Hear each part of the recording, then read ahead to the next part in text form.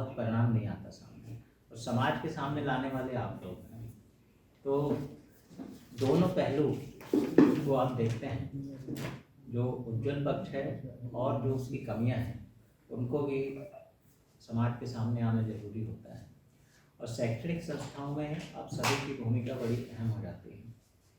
तो मैं 11 तारीख को 11 फरवरी 25 को मैंने अपराह्न कार्यभार ग्रहण किया, और चूँकि इसके पहले भी कुछ दायित्वों में था और रानी दुर्गावती विश्वविद्यालय में रजिस्ट्रार के रूप में भी मुझे काम करने का अवसर मिला। तो विश्वविद्यालय की कार्यप्रणाली और उससे भली भांति काफ़ी कुछ हद तक परिचित हूँ। विज़न लेकर के यहाँ पर आया हूँ विश्वविद्यालय में, और उस विज़न के साथ में मैं जो 4 साल का मेरा कार्यकाल है, मैं चाहूँगा कि कुछ ऐसा करके जाऊँ कि मेरे जाने के बाद भी इस क्षेत्र के लिए, इस विश्वविद्यालय की उत्तरोत्तर उन्नति हो जाए। कई बार क्या होता है कि हम उन्नति करते हैं और उसके बाद जब वह व्यक्ति चला जाता है वहाँ से, तो वहीं पर ही ठहर जाते हैं। लेकिन मैं ऐसा कुछ काम करना चाहता हूँ कि मैं यहाँ से जाने के बाद भी जो काम प्रारंभ हो वो लगातार बढ़ता ही रहे। इस तरह का कुछ विचार है, तो आप सभी का सहयोग अपेक्षित रहेगा, और मुझसे जो आपकी अपेक्षाएं होंगी वो अपेक्षाएं पूरी करने का प्रयास करेंगे। तो आपके यदि कोई, अभी आपने कहा कि कुछ नई, तो बच्चों का ध्यान रख करके मैंने अभी सबसे पहले उस पर फोकस किया है। दूसरा क्या है कि कुछ महाविद्यालयों की समस्याएं भी मुझे पता चली कि कुछ महाविद्यालयों के द्वारा क्या है, समय पर प्रैक्टिकल मार्क्स वगैरह नहीं दिए जाते, जिसके कारण परीक्षा परिणाम में डिले होता है।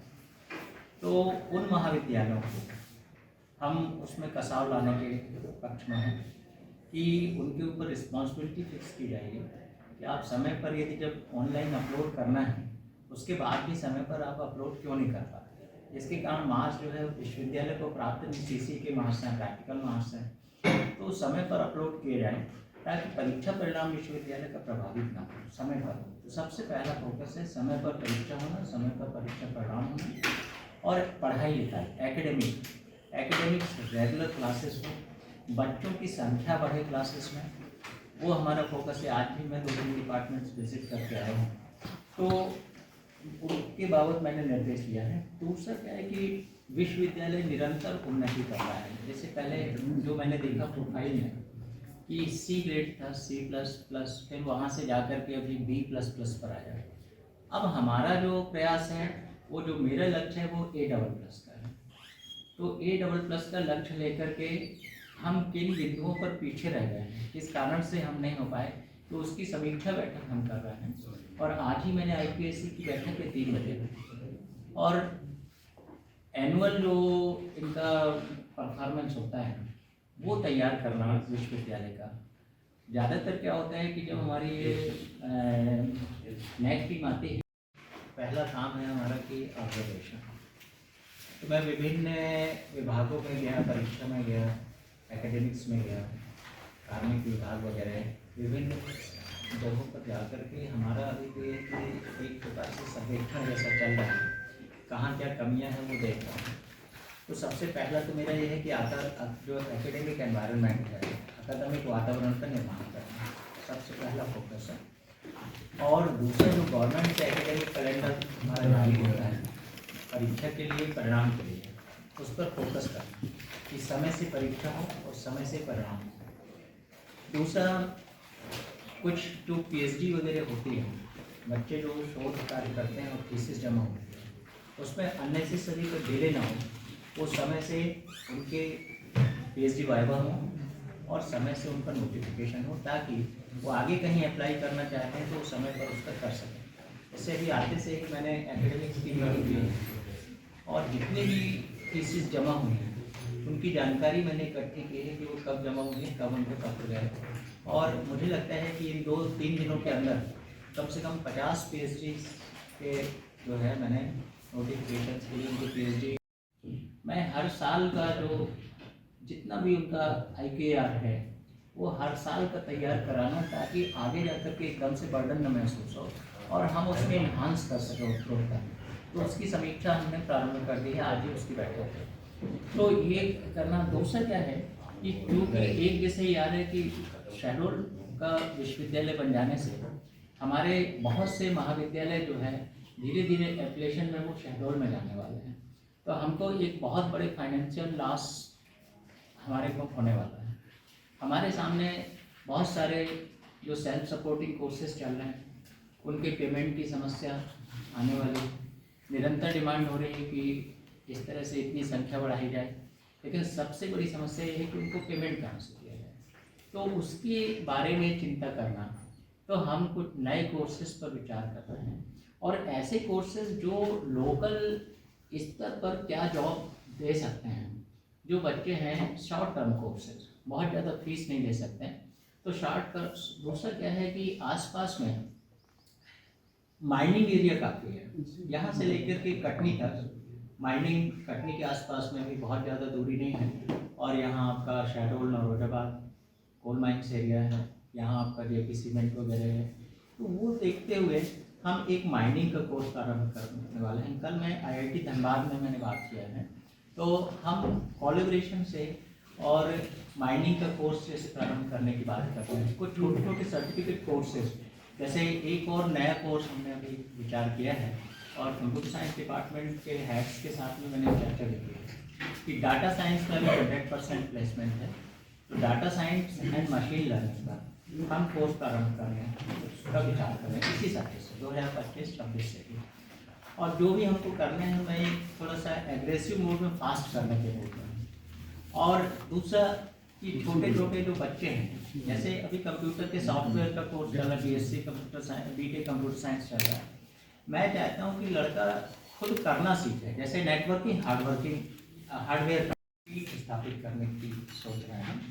और कुछ ऐसे कोर्सेज जो जैसे certificate course in civil construction, आजकल सिविल का काम भी काफ़ी ज़्यादा बढ़ रहा है, तो छोटे छोटे कोर्सेज सिविल कंस्ट्रक्शन के करके वो ठेकेदारों के साथ में, बड़े बड़े कॉन्ट्रैक्टर्स के साथ में काम कर सकते हैं। फैशन डिज़ाइनिंग है, इंटीरियर डेकोरेशन है, हमारे यहाँ बीएससी एग्रीकल्चर स्टार्ट हुआ है, तो फ्लोरिकल्चर है, आपका हार्टिकल्चर है।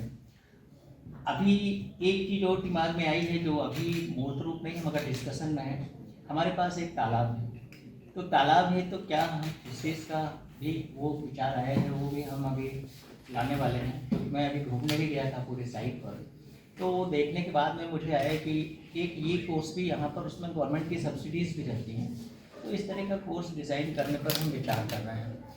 और इंफ्रास्ट्रक्चर, जैसे दूसरा क्या है कि कुछ ऐसी चीज़ें कि तो अभी क्या हो रहा है कि बच्चे विश्वविद्यालय में क्लासेस अटेंड करके अपना घर चले जाते हैं, तो दूसरा क्या है कि हम जैसे एडमिशन फेयर्स लगाने की बात कर रहे हैं कि एडमिशन फेयर्स हमारे लगाएं बाहर जा कर के, कि हमारे पास क्या क्या कोर्सेज हम चालू करने जा रहे हैं, उनके क्या जो है क्या स्कोप्स होंगे, वो ग्रामीण परिवेश में भी जा करके लोग बताएं, ताकि बच्चे वहाँ यहाँ आकर के इंटरेस्ट लें। और बच्चे इंटरेस्ट तब लेंगे, दूसरी चीज़ ये है कि आपकी क्लासेस रेगुलर होती हैं, तो उस पर मेरा फोकस है। तो आपका एडमिशन फेयर्स लगा करके एडमिशन्स की संख्या बढ़ाना, तो ताकि हमारे पास अर्थ की प्रॉब्लम जो आने वाली है उसको हम कवर कर सकें। फिर दूसरा एक और है कि 258 एकड़ हमारे पास ज़मीन है, तो इसको हम चिन्हित करने के लिए कि हमारे इंफ्रास्ट्रक्चर्स की, अभी हमारा एक रिसर्च एंड इनोवेशन विंग एक तैयार हो चुका है, उसके भी आते से ही माननीय रजिस्ट्रार साहब के साथ मैं विजिट भी करने गया था अभी, और उसकी प्रक्रिया हैंडओवर करने की हम प्रारंभ कर चुके हैं। पीडब्ल्यूडी से हम ले करके और उसका बहुत जल्दी उद्घाटन करा करके, और वो करा करके हम उसमें अपने दूसरे प्रोग्राम्स स्टार्ट करेंगे। तो हमारे पास एक बहुत बड़ा इंफ्रास्ट्रक्चर है। दूसरा हम ये चिन्हित कर रहे हैं कि हमारे इतने एकड़ ज़मीन में कहाँ पर क्या चीज़ हम बना सकते हैं, जो हम दूसरे कोर्सेज चालू करने वाले हैं, या क्या हम कर सकते हैं, माइनिंग चालू करने वाले हैं, तो कहाँ पर क्या ले जाना चाहिए। तो हम अपनी टीम के साथ में उसको हम चिन्हित, इंजीनियरिंग सेक्शंस हैं, रजिस्ट्रार साहब हैं और एकेडमिक फैकल्टी मेंबर्स हैं, उनके साथ जाकर के वो हम चिन्हित कर रहे हैं, ताकि इंफ्रास्ट्रक्चर पर भी हमारा जोर है। दूसरी समस्या यह है कि शैक्षणिक और कर्मचारियों की कमी, तो इसको आने वाले समय में इसको भी दूर करने का प्रयास हम करेंगे, क्योंकि वो भी एक बड़ी समस्या है। और एक और विषय आता है कि हमारा MOU अभी कम है। तो ख्याति प्राप्त जो संस्थान है, जैसे कल ही मैंने IIT धनबाद बात किया, आज ही मुझे US की एक यूनिवर्सिटी से, चूँकि मैंने बात किया था यहाँ आने के बाद में, और यहाँ आने के बाद में वहाँ एक वाशिंगटन में असिस्टेंट प्रोफेसर है, उनसे मेरी बात हुई थी। तो कल ही मुझे मेल आया, तो वो MOU APS यूनिवर्सिटी का उनके साथ होने की बात चल रही है, उनका हमारे पास में पूरा लेटर आ गया। तो इस तरह से अभी एक और मेल मैंने कल ही किया है रात में। तो कुछ चाइनीज़ करीब 20 ताइवान की 20-25 यूनिवर्सिटीज़ का डेलीगेशन दिल्ली में आ रहा है। हम उसके लिए प्रयास कर रहे हैं कि उनसे इंटरेक्शन हो, तो उनके साथ में किन किन विभागों के साथ में हमारा कोलैबोरेशन हो सकता है, तो वो चर्चा करना। और कुछ जो ख्याति प्राप्त अपने यहाँ की यूनिवर्सिटीज़ हैं उनसे कोलैबोरेट करना, ताकि शोध में हम अभी पीछे हैं। जो हमारे पीछे रहने का कुछ कारण जो समझ में आया, तो मुझे लगता है कि R&D पर मुझे फोकस करना पड़ेगा। तो R&D के लिए अभी हम पूरे जितने टीचिंग फैकल्टी मेंबर्स हैं उनको सबको हम कंपलसरी कर रहे हैं कि आपको एक एक प्रोजेक्ट फंड्स लेके आना ही है। आप प्रोजेक्ट सबमिट करें और उसका टाइम बाउंड है कि इतने समय में आपको प्रोजेक्ट सबमिट करना है। तो ताकि जब तक वो प्रोजेक्ट करेंगे नहीं तब तक रिसर्च एंड डेवलपमेंट में काम नहीं होगा। दूसरी चीज़ ये है कि उसकी मॉनिटरिंग के लिए हम एक कमेटी बना रहे हैं कि आपने यदि प्रोजेक्ट सबमिट किया तो आपके कितने रिसर्च पेपर पब्लिश हो रहे हैं और उनकी क्वालिटी क्या है, गुणवत्ता क्या है। क्या आप लोकल रिसर्च पेपर शोध पत्र में प्रकाशित कर रहे हैं या राष्ट्रीय अंतर्राष्ट्रीय स्तर पर। उसके अलावा क्या है कि अभी इस सत्र में वो फाइनल हो चुकी है, और उससे क्या होगा कि शोध का वातावरण यहाँ पर बनेगा। बाहर से लोग आएंगे और वो करके और बाकी जो हमारी व्याख्यान मालाएँ हैं जो पहले से निर्धारित हैं, वो व्याख्यान मालाएँ तो हमारी चलेंगी। दूसरा क्या है कि मध्य प्रदेश शासन के संस्कृति मंत्रालय के द्वारा एक बघेली शोध पीठ की स्थापना के लिए स्वीकृति मिली थी। तो मेरा फोकस उसमें है कि क्योंकि यहाँ का जो कल्चर है उसको संरक्षित करना वो हमारा मतलब एक जिम्मेदारी भी है विश्वविद्यालय की। तो बघेली शोध पीठ की स्थापना का प्रयास मैं करूँगा। और दूसरा क्या है कि ये चित्रकूट लगा हुआ है, तो राम पथगमन का क्षेत्र भी है। तो राम का पथगमन के क्षेत्र होने के कारण ऐसा विचार आया कि मैंने अपने कुछ मेंबर्स के साथ में चर्चा भी किया कि क्यों ना अपन रामायण पीठ की स्थापना यहाँ पर करें और रामचरितमानस, वाल्मीकि या राम जी से संबंधित जितने भी शोध ग्रंथ हैं वो यहाँ पर रहें और उनसे संबंधित शोध कार्य भी करें। तो इस तरह का विचार है। तो R&D पर फोकस करना और ये आपके शोध पीठ की स्थापना, इस पर क्वालिटी और गुणवत्तापूर्ण स्टाफ, जब आगे की प्रक्रिया जब चालू होगी तो हमारा फोकस उस पर रहेगा। क्योंकि विश्वविद्यालय का उन्नयन केवल उस पर निर्भर करता है कि आपका जो टीचिंग स्टाफ है वो कितना गुणवत्तापूर्ण है, उसकी क्वालिटी ऑफ वर्किंग कैसी है, तो उस पर हमारा फोकस रहेगा। दूसरा एक और इम्पोर्टेंट है कि क्योंकि हमारा जो एल्यूमनाई है, इतना पुराना विश्वविद्यालय है, तो निश्चित रूप से एल्यूमनाई एसोसिएशन बहुत स्ट्रांग होगा। पूरे विश्व भर में यहाँ के लोग होंगे, तो उनका पता करना कौन कहाँ पर है, किस किस पोस्ट पर है। अभी कल ही मुझे महिंद्रा के एक वाइस प्रेसिडेंट मिलने आए थे जो भोपाल में, जो यहाँ से ही उन्होंने अध्ययन किया है, तो मैंने उनका नंबर लिया। तो अब उनको एल्यूमनाई को स्ट्रांग करना और एल्यूमनाई के माध्यम से वो हमारे विश्वविद्यालय के लिए जहाँ से उन्होंने पढ़ाई की है क्या कर सकते हैं, उनका कंट्रीब्यूशन लेना। दूसरा, आसपास में क्या है, बहुत से उद्योग लगे हुए हैं, आपका JP सीमेंट है और भी जो उद्योग घराने हैं, वहाँ पर क्या है कि उनसे बात करना कि वो हमारे विश्वविद्यालय के लिए क्या दे सकते हैं। तो उनका कंट्रीब्यूशन हमारे लिए या वो समाज के लिए यदि कुछ करते हैं तो मैं चाहूँगा कि वो विश्वविद्यालय में कुछ कंट्रीब्यूट करें, किसी भी रूप में करें, हम उसका उपयोग बच्चों के लिए कर सकें। तो उद्योग घराने हैं, आपका व्यवसायी है, जनप्रतिनिधि हैं।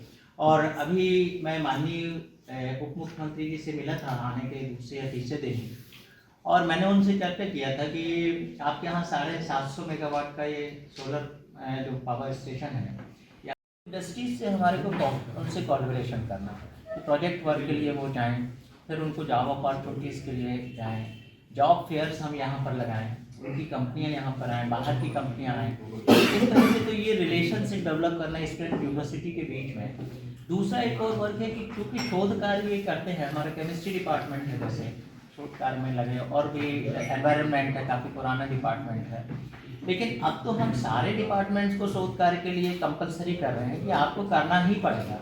उच्च शिक्षा में आप आए हैं तो आपको क्या है कि शोध कार्य करना ही पड़ेगा, ताकि हम पेटेंट हासिल करें तो हम पेटेंट की तरफ और कंसल्टेंसी वर्क, यदि आपको कोई काम ऐसा है जिससे कंसल्टेंसी आप दे सकते हैं तो वो।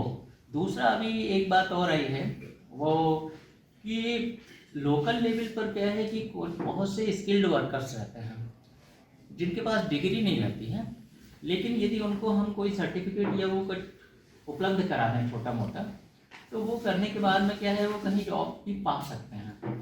तो स्किल्ड वर्कर के लिए अभी मैंने कुछ हेड से बात किया है कि अपन कुछ स्टूडेंट्स का ग्रुप बनाएं, कलेक्ट्रेट में भी उनकी सूची साइड रहती है, तो वो प्रोजेक्ट वर्क के रूप में उनको दें बच्चों को कि वो जाकर के पता करें कि स्किल इस क्षेत्र की क्या डिमांड है, क्या स्किल है, और कौन से ऐसे वर्कर हैं उनको आइडेंटिफाई करके एक सूची बनाएं। उनसे रिलेटेड सर्टिफिकेट कोर्सेज क्यों ना हम यहाँ पर लॉन्च करें और उनको सर्टिफिकेट दें, और उनकी सेवाएं भी अगर जहाँ ज़रूरत पड़ती है तो हम यहाँ पर ले सकते हैं, या कहीं पर उनको हम प्लेसमेंट दे सकते हैं, तो वो एक सामाजिक कार्य भी होगा।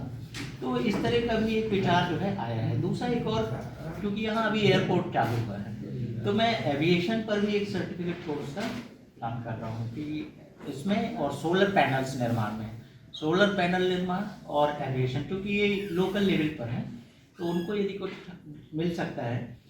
तो दूसरा एक और है कि एक सेंट्रलाइज्ड लैब की परिकल्पना है, क्योंकि आजकल जैसे विदेशों में जाना हुआ तो हमने देखा कि आजकल क्या है कि कोलैबोरेटिव रिसर्च वर्क चलता है, और बायो साइंस के लोग भी, फिजिक्स के लोग भी, कंप्यूटर साइंस के लोग भी मिल कर के काम करते हैं, क्योंकि एक रिसर्च में इन सभी की ज़रूरत पड़ती है।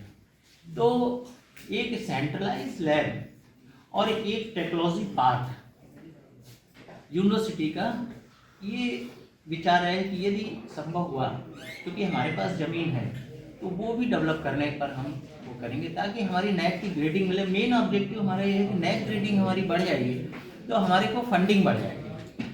तो एक ग्रेड यदि मिलता है तो हम 100 करोड़ तक भी ला सकते हैं, एक डबल प्लस मिल जाएगा तो काफ़ी हमारी फंडिंग बढ़ जाएगी और इंफ्रास्ट्रक्चर में हम काफ़ी बढ़ोतरी कर सकते हैं।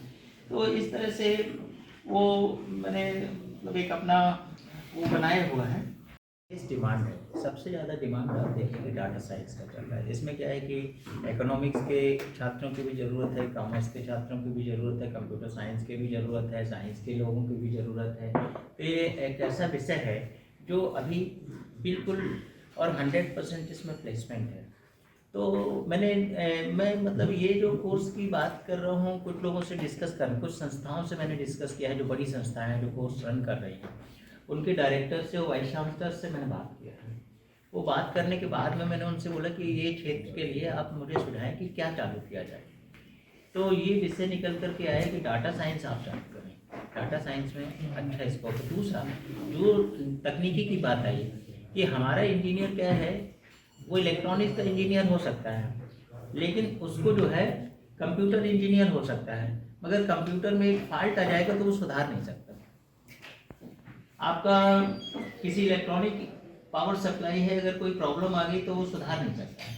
तो मैं उस तरह के जैसे इलेक्ट्रॉनिक्स का डिप्लोमा कोर्स है, साइबर को लेकर कहीं, हाँ ये भी एक अच्छा है, साइबर